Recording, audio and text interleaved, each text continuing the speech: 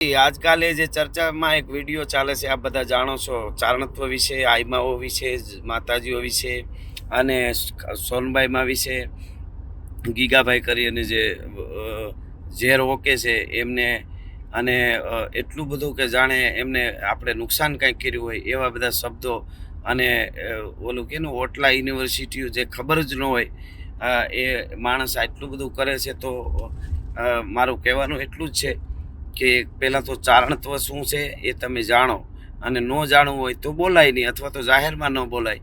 અને ચારણ 18 વર્ણ સાથે જોડાયેલા છે. ચારણોએ કોકના માટે ત્રાગા કર્યા છે, કટારો નાખી દીધી છે પોતાના ગળામાં. એવા દરેક જ્ઞાતિ માટે ચારણોએ બલિદાન દીધા છે.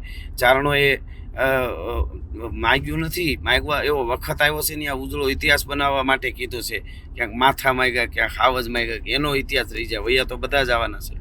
અને બીજી વાત એક એ ખાસ આહિર સમાજના બધા અગ્રણીઓ એટલા છે, એમને બધાને મારે એ કહેવાનું છે કે ખરાબ માણસ ખરાબ બોલી, કોઈ પણ માણસ ખરાબ બોલીને ખરાબ કરે એથી વધારે ડાયો માણસ ટાણે મૂંગો રહીએ એ સમાજના માટે ખરાબ થાય છે. તો બધા કહી શકો તમે વડીલો કે ભાઈ આ બહુ મોટી ભૂલ કરી છે, એમની ભૂલનો એમને અહેસાસ કરાવો, અને એ તમારી ફરજ છે. આદિ આવડ આઈથી લઈને આપણા જે સંબંધો છે ચારણ સમાજના, આહિર સમાજના, એના માથે ઉજળા દૂધ જેવા સંબંધની માથે કાળા છાંટા ઉડાડવાનું કામ કરે તો તમારી ફરજ છે એમને બરાબર રીતે તમે સમજાવો. ચારણ સમાજને મેં હમણાં મોરબી વિજયભાઈ ગઢવી આપણા કચ્છના, એમનો વિડીયો જોયો, ગિરીશ આપાનો જોયો. એટલે આપણે એણે જે વડીલોએ કીધું છે એ પ્રમાણે કાયદેસરની કાર્યવાહી કરી અને જે થાય છે એફઆઈઆરથી લઈ અને બધું એ આપણે કરવાનું છે. અને ચારણત્વ મને વિચાર એ થાય છે કે એવું બધું શું બગાડ્યું છે કે એટલા બધા આમ ઓલાથી આમ એની અંદરથી કેટલું ઝેર હતું બોલવામાં. તો એવું ચારણોએ પહેલાં તો કોઈ પણ એનું કાંઈ લઈ લીધું હોય તમે ભરપાઈ કરી દેશું, એ અમને કહે કે શું બગાડ્યું છે. ચારણો કોઈ 2 રૂપિયા દઈ દેવા એટલે ક્યાં ચારણો 2 રૂપિયા લઈ ગયા એ અમે ભરપાઈ કરી દો, એ પણ અમે લીધું નથી કોઈનું. અમે તો અમારી ઉજળી, અમે શક્તિના વખાણ કર્યા છે.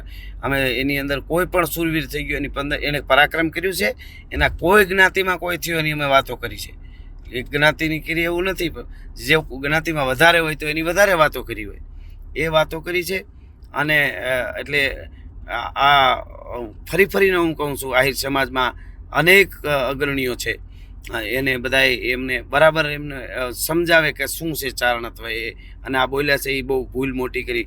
આવડા મોટા ઇતિહાસો દેવત બોદર એનું એવડું બલિદાન ઉગાનું આપ્યું છે, એ કાંઈ નહીં તો એની વાત નહીં કરવાની ને. આવડો મોટો હમણાં મહારાજ થયો જેના વિશ્વમાં ડંકા વાગ્યા, તો એ શેના માટે છે? આપણી ધરોહર માટે છે ને. તો એ નહીં કરવા, એની વાત નહીં કરવાની ને. તો વાતો કરી જાય, વખાણ કરી જાય. કોના વખાણ કર્યા? કીધા કે અમે કોઈ અટાણે છે એમને એના રાહડા ગાયા?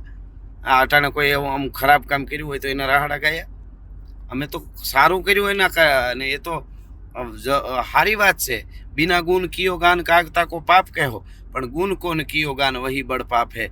જેનામાં ગુણ હોય નો વખાણ કરો તમને પાપ લાગશે.